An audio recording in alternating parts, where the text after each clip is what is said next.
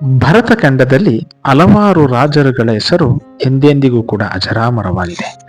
ಅಂತಹ ಮಹನೀಯ ರಾಜರುಗಳಲ್ಲಿ ಸತ್ಯ ಹರಿಶ್ಚಂದ್ರನು ಕೂಡ ಒಬ್ಬ.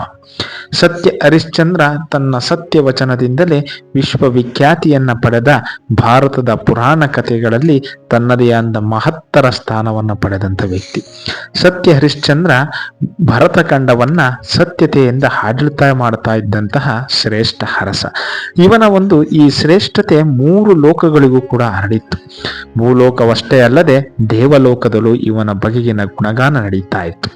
ಹೀಗೆ ಒಮ್ಮೆ ದೇವಲೋಕದ ಇಂದ್ರ ಸಭೆಯಲ್ಲಿ ದೇವತೆಗಳು ಮತ್ತು ಮಹರ್ಷಿಗಳು ಸೇರಿದ್ದಂಥ ಸಂದರ್ಭದಲ್ಲಿ ಈ ಸತ್ಯ ಹರಿಶ್ಚಂದ್ರನ ಕುರಿತಾದಂತಹ ಮಾತುಗಳು ಹೊರಬರುತ್ತವೆ. ಆಗ ಇದಕ್ಕೆ ಮುನಿ ವಿಶ್ವಾಮಿತ್ರನು ಕುಪಿತವಾಗುತ್ತಾನೆ. ಕ್ಷುಲ್ಲಕ ಮನುಷ್ಯನೊಬ್ಬನನ್ನ ಹೊಗಳಿ ಹಾಡುವುದು ಇಲ್ಲಿ ಸರಿಯಲ್ಲವೆಂದು ಹೇಳುತ್ತಾನೆ. ಆಗ ಅಲ್ಲಿದ್ದವರೆಲ್ಲರೂ ಕೂಡ ಸತ್ಯ ಹರಿಶ್ಚಂದ್ರನ ಪರವಾಗಿ ಮಾತನಾಡುತ್ತಾರೆ. ಇದರಿಂದ ಕುಪಿತಗೊಂಡಂತ ವಿಶ್ವಾಮಿತ್ರನು ಆ ಸತ್ಯ ಹರಿಶ್ಚಂದ್ರನಿಂದ ತಾನು ಸುಳ್ಳನ್ನು ಇಳಿಸೇ ತೀರುತ್ತೇನೆ ಎಂದು ಭೂಲೋಕಕ್ಕೆ ಆಗಮಿಸುತ್ತಾನೆ.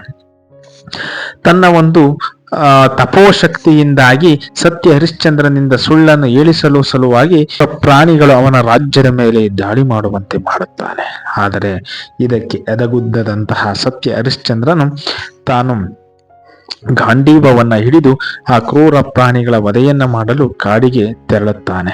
ಹಾಗೆಯೇ ಆ ಕ್ರೂರ ಪ್ರಾಣಿಗಳನ್ನ ಬೇಟೆಯಾಡಿ ಯಶಸ್ವಿಯಾಗಿ ತನ್ನ ಜನರನ್ನ ರಕ್ಷಣೆಯನ್ನ ನೀಡುತ್ತಾನೆ. ಹೀಗೆ ಇರುವಂತ ಸಂದರ್ಭದಲ್ಲಿ ಅರಣ್ಯದಲ್ಲಿ ಅವನು ದಾರಿ ತಪ್ಪುತ್ತಾನೆ. ಇದು ಕೂಡ ಆ ಮಹರ್ಷಿ ವಿಶ್ವಾಮಿತ್ರನ ಮಾಯಾಜಾಲವೇ ಆಗಿತ್ತು.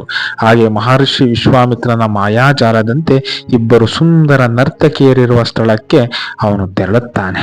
ಆ ಸುಂದರ ನರ್ತಿ ತಮ್ಮನ್ನು ವಿವಾಹವಾಗುವಂತೆ ಪೀಡಿಸುತ್ತಾರೆ. ಅದಕ್ಕೆ ಅವನು ಒಪ್ಪುವುದಿಲ್ಲ. ಆಗ ಅಲ್ಲಿಗೆ ಆಗಮಿಸಿದಂತಹ ವಿಶ್ವಾಮಿತ್ರನು ತಮ್ಮ ಮಕ್ಕಳನ್ನ ವಿವಾಹವಾಗುವಂತೆ ಒತ್ತಾಯಿಸುತ್ತಾನೆ.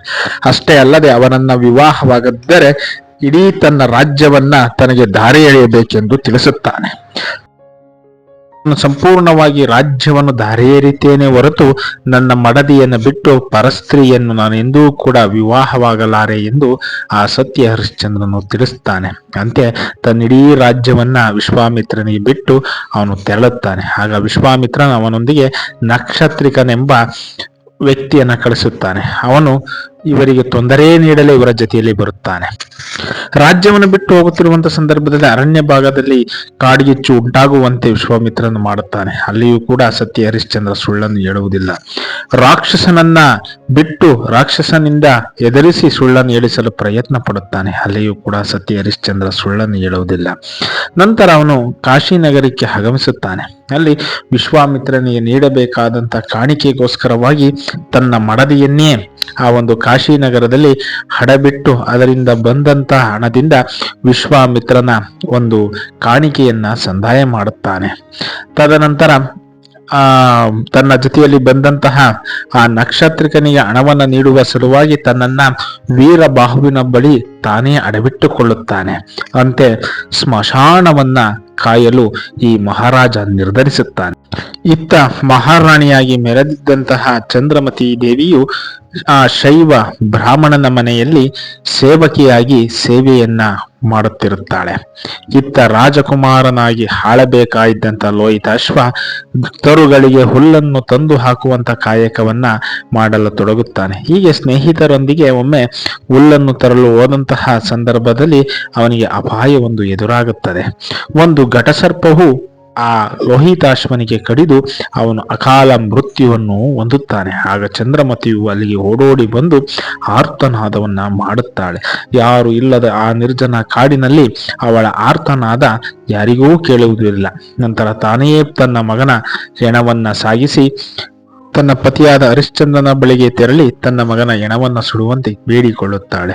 ಮೊದಲು ಹರಿಶ್ಚಂದ್ರನಿಗೆ ಅವಳು ತನ್ನ ಪತ್ನಿ ಎಂದು ತಿಳಿಯುವುದಿಲ್ಲ. ನಂತರ ಅವಳ ಮಾಂಗಲ್ಯವನ್ನ ಕಂಡಂತ ಹರಿಶ್ಚಂದ್ರನಿಗೆ ಅರಿವಾಗಿ ರಾಜನ ಬಳಿ ಹೋಗಿ ಆ ಸುಂಕವನ್ನ ಬೇಡಿ ತರುವಂತೆ ಕೇಳಿಕೊಳ್ಳುತ್ತಾನೆ. ಆಗ ಅವಳು ರಾಜನ ಬಳಿಗೆ ಬಂದು ಆ ಸುಂಕವನ್ನ ನೀಡುವಂತೆ ಕೇಳಿಕೊಳ್ಳುತ್ತಾಳೆ.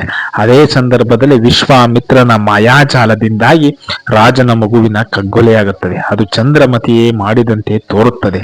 ಆಗ ಚಂದ್ರಮತಿಯನ್ನ ಬಂಧಿಸಿ ಅವಳನ್ನ ಶಿರಶ್ಛೇದನ ಮಾಡುವಂತೆ ರಾಜ ಆಜ್ಞೆಯನ್ನು ಹೊರಡಿಸುತ್ತಾನೆ. ನಂತರ ಚಂದ್ರಮತಿಯನ್ನ ಬಂಧಿಸಿ ಮತ್ತೆ ಹರಿಶ್ಚಂದ್ರನ ಬಳಿಗೆ ಕರೆದುಕೊಂಡು ಬರಲಾಗುತ್ತದೆ. ಹರಿಶ್ಚಂದ್ರನಿಗೆ ಆ ಚಂದ್ರಮತಿಯ ಶಿರಶ್ಛೇದನ ಮಾಡುವಂತೆ ನಿರ್ದೇಶಿಸಲಾಗುತ್ತದೆ. ತನ್ನ ನಾಯಕನ ನಿರ್ದೇಶನದಂತೆ ಹರಿಶ್ಚಂದ್ರನು ಚಂದ್ರಮತಿಯನ್ನ ಶಿರಶ್ಛೇದನ ಮಾಡಲು ಹೋಗುತ್ತಾನೆ. ಆಗ ಮನ ಕರಗಿದಂತ ವಿಶ್ವಾಮಿತ್ರ ಪ್ರತ್ಯಕ್ಷನಾಗಿ ಹರಿಶ್ಚಂದ್ರನನ್ನ ಹೊಗಳಿ ಆಡುತ್ತೇನೆ. ಹರಿಶ್ಚಂದ್ರ, ನಾನು ಒಡ್ಡಿದ ಎಲ್ಲ ಕಠಿಣ ಪರೀಕ್ಷೆಗಳನ್ನು ಗೆದ್ದಿದ್ದೀಯ. ನಿನ್ನಂತಹ ಸತ್ಯವಂತನನ್ನು ನಾನು ಈ 3 ಲೋಕಗಳಲ್ಲಿ ಎಲ್ಲಿಯೂ ಕೂಡ ಕಂಡಿಲ್ಲ. ನಿನ್ನ ಸತ್ಯವಚನದ ಶಕ್ತಿಯಿಂದಾಗಿ ನಿನ್ನ ಹೆಸರು ಈ ಭೂಮಂಡಲ ಇರುವವರೆಗೂ ಕೂಡ ಈ ಭೂಮಂಡಲದಲ್ಲಿ ಸ್ಥಿರಸ್ಥಾಯಿಯಾಗಿ ಉಳಿಯಲಿ ಎಂದು ವಿಶ್ವಾಮಿತ್ರನೇ ಆಶೀರ್ವದಿಸುತ್ತಾನೆ. ಈ ರೀತಿಯಾಗಿ ಸತ್ಯ ಹರಿಶ್ಚಂದ್ರನು ಹಲವಾರು ಸಮಸ್ಯೆಗಳನ್ನು ಎದುರಿಸಿದರೂ ಕೂಡ ತನ್ನ ರಾಜ್ಯ ಪದವಿಯನ್ನು ಬಿಟ್ಟು ಒಬ್ಬ ಸಾಮಾನ್ಯ ಹೆಣವನ್ನ ಸುಡುವ ವ್ಯಕ್ತಿಯಾಗಿ ಜೀವನ ಸಾಗಿಸಿದರೂ ಕೂಡ ಅವನು ಸತ್ಯವಚನವನ್ನ ಬಿಡಲಿಲ್ಲ. ಹಾಗಾಗಿ ಸತ್ಯ ಹರಿಶ್ಚಂದ್ರನ ಒಂದು ಈ ಕೀರ್ತಿ ವಿಶ್ವದೆಲ್ಲೆಡೆ ಪಸರಿಸಿತು.